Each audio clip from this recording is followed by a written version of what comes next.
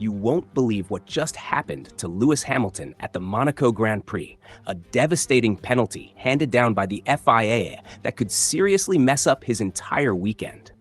And trust me, it all started with a simple communication breakdown that snowballed into a full-blown incident involving none other than Max Verstappen. This twist not only shocked the fans, but also caught Ferrari completely off guard. Hamilton's going to drop 3 grid spots after the FIA unveiled fresh evidence showing exactly where things went wrong during qualifying. The fallout for Sunday's race? Potentially huge. This isn't just a minor slip-up or a tiny error in judgment. It's a chain reaction triggered by the wrong info Hamilton got from his race engineer, who told him Verstappen was slowing down when in fact the Red Bull was flying on a fast lap. Hamilton, trusting that call, backed off to hit the racing line at Massenet Corner, and Verstappen had to slam on the brakes, wrecking his lap and letting out a big swear word over the team radio. The FIA didn't let that slide. After hours of reviewing data, multiple hearings with the drivers, the penalty came down and Hamilton's qualifying effort was wrecked. What's wild is this mess didn't just happen at one moment in qualifying.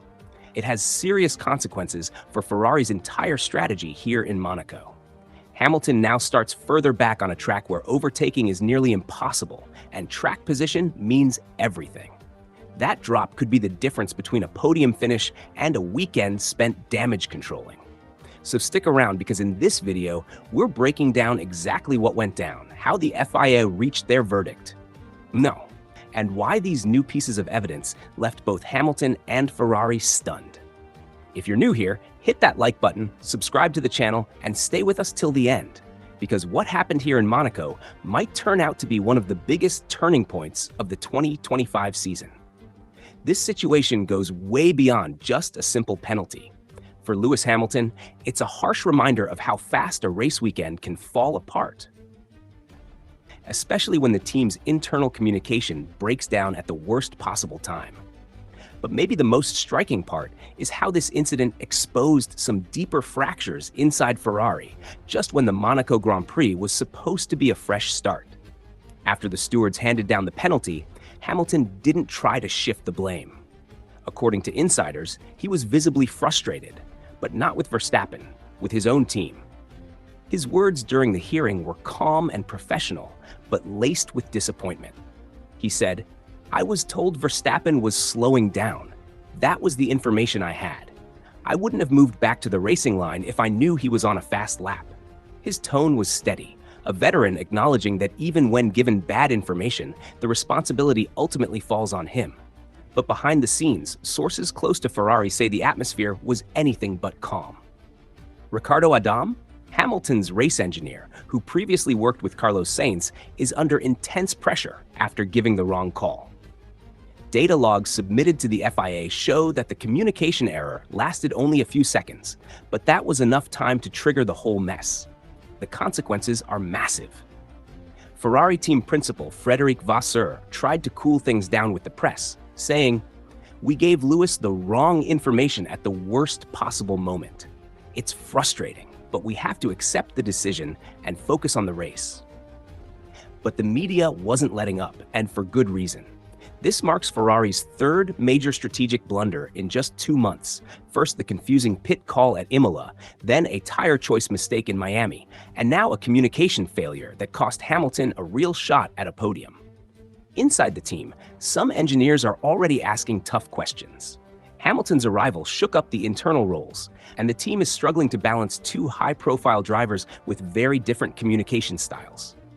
One thing is clear: this isn't an isolated mistake. It's a pattern.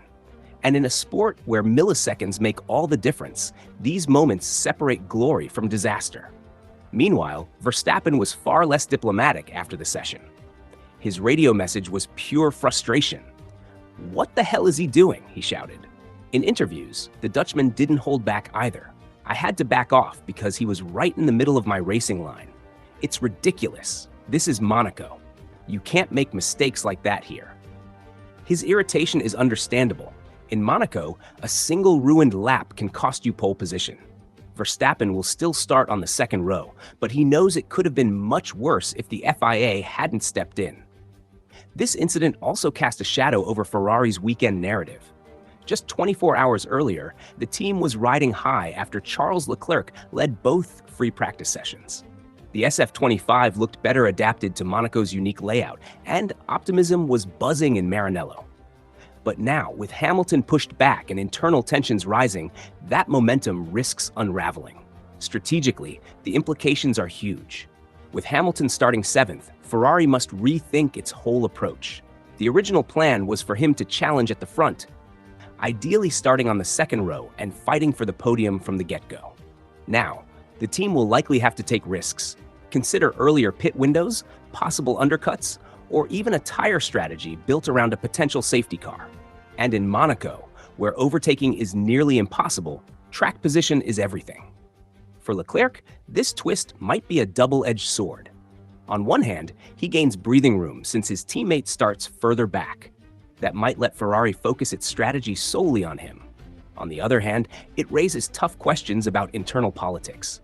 Will Hamilton accept being sacrificed for Leclerc after a team error cost him so much? And let's not forget, this isn't just any race. It's Monaco, the jewel in Formula One's crown, where Hamilton was hoping for redemption. He hasn't stood on a podium yet this year, and his impressive recovery at Imola gave Ferrari hope that the Hamilton era in red could finally come alive. Instead, that spark has been smothered by confusion, frustration, and now a penalty.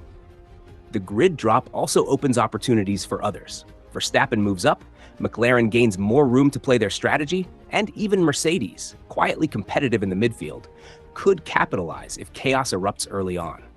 That single communication blunder didn't just change Hamilton's race, it might have shifted the entire strategic landscape of the Monaco Grand Prix. For the fans, social media is already ablaze with heated debates over the fairness of the penalty. Some argue Hamilton was the victim of bad info, others say the rules are clear. If Verstappen was held up, the penalty was inevitable. But what everyone seems to agree on is that Ferrari, once again, faltered under pressure. All eyes will be on Hamilton when the lights go out on race day.